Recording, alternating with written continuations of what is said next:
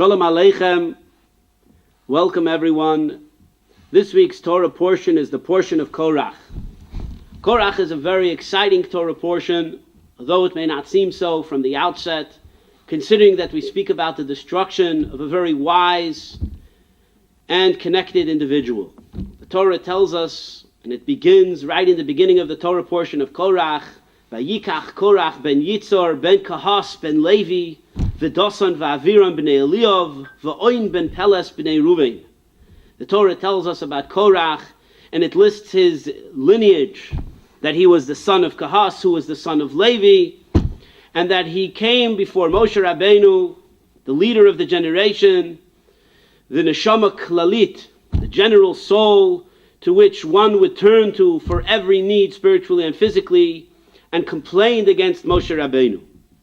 The Torah then goes on and continues to discuss the story of Dosan and Aviram, two people, the cohorts of Korach, the sons of Eliyav, and On, the son of Pelet. And the story of Korach from the outset seems like a very catastrophic tale of a man who went against the rabbi, a congregant who walks into shul and starts to scream and to yell and to pant and to go against the leader of the community.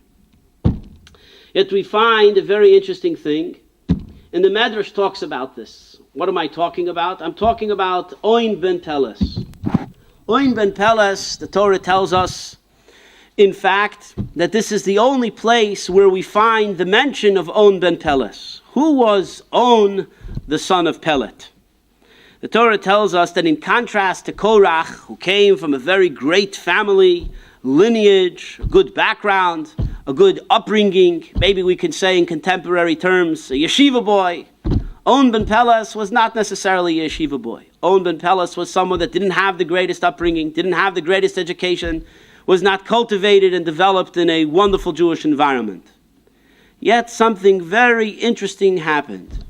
Korach, we find that when the day came for Korach to be brought before Moshe Rabbeinu, Korach was the leader of the coup, the leader of the group that was going against Moshe Rabbeinu. On the other hand, when it came to On, something fascinating happened, the Medrash tells us.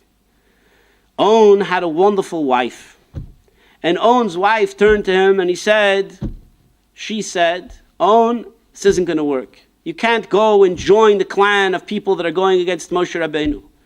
Moses and Aaron were chosen by God. Their descendants were chosen by God for a specific and unique task. If you are going to come along now and go against Moses, what benefit will you have from it? Stay home. Don't join the Korach coup. Don't join Occupy Sinai. Don't be part of that group that will go against the leader of the Jewish people. And unfortunately, On did not listen. So what did his clever wife do? She went ahead and she gave him a little wine to drink. Or maybe not so little, maybe quite a bit. And eventually he became intoxicated and he fell asleep.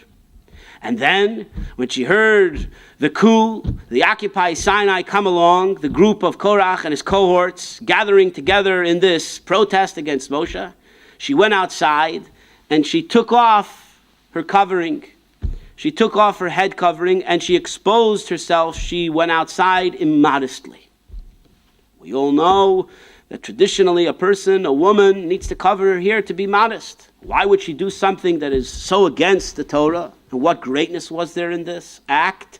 The wife of On ben Peles. And the Medrash tells us so beautifully that she wanted to protect her husband from being part of this evil group.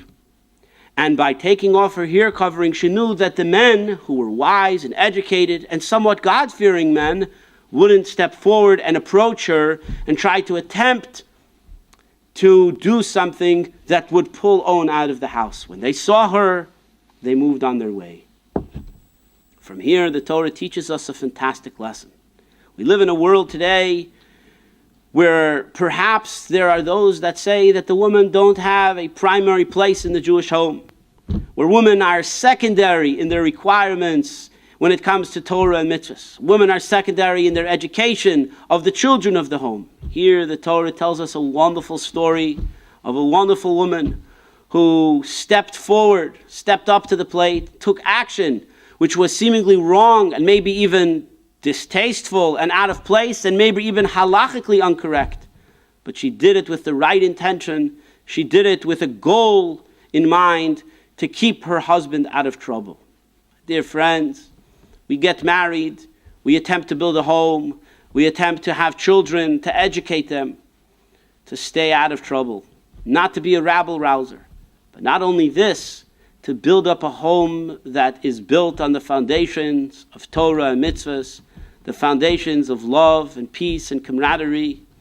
And when the Torah teaches us something of such great importance, like leadership, like the Nasi Hador, like the leader of the generation, Moshe Rabbeinu, it's critical that we come to an understanding and appreciation and a value for the acts of Moshe Rabbeinu, for the acts and decisions of Aaron the high priest, and ultimately the decisions and the laws of the Torah Kedosha, of the Holy Torah, which we have before us in this week's Torah portion of Parshas Korach. In fact, the Talmud goes on to expound upon the value of the Jewish woman, Chochmas Noshim Bonsa Beisa, that it's the wise amongst the women, or the wise women that go out and build the Jewish home. The Isha is the Akeres Habayis, the woman is the foundation of the home, even more so than the man in many ways. The Talmud tells us ultimately, a man is responsible, Yichabdo Yoisim Igufoi. A man has to respect his wife even more than himself. Why is this?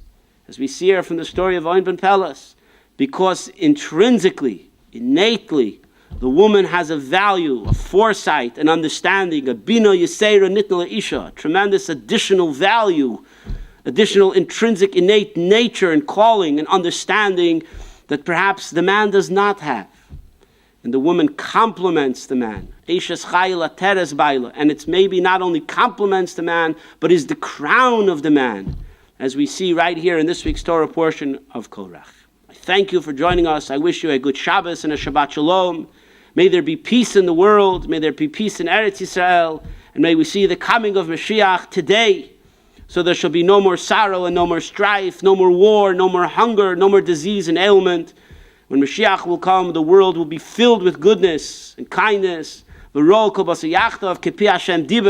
will see that it's God that enlivens the world and the goodness of God that keeps the world in its place, in its standing. Kadosh Baruch Hu should bless us all with everything that we need, physically and spiritually. And may the coming of Mashiach come about today. Amen.